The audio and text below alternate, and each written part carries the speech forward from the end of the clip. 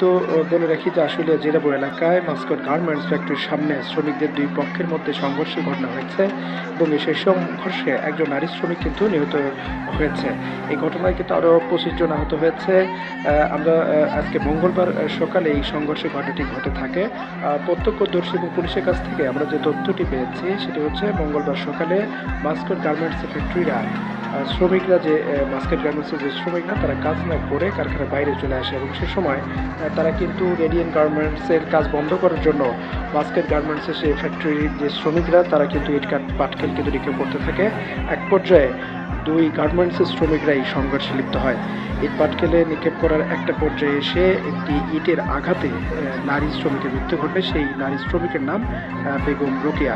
আসলে থানার ওসি আবু বকর সিদ্দিক বলেন, দুপক্ষের সংঘর্ষ চলাকালে ইটের আঘাতে ওই নারী শ্রমিক নিহত হয়েছেন। ঘটনাস্থলে শিল্প পুলিশ সহ জেলা পুলিশের ঊর্ধ্বতন কর্মকর্তারাও উপস্থিত আছেন।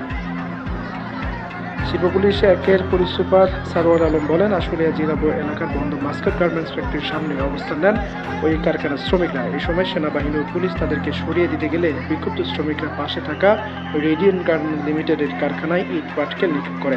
এক পর্যায়ে রেডিয়েন্টসের শ্রমিকরা তাদের বাধা দিলে শুরু হয় ধাওয়া পাল্টা ধাওয়া। এই সময় ইটের আঘাত রোকেয়া নামের ওই শ্রমিক মৃত্যুবরণ করে।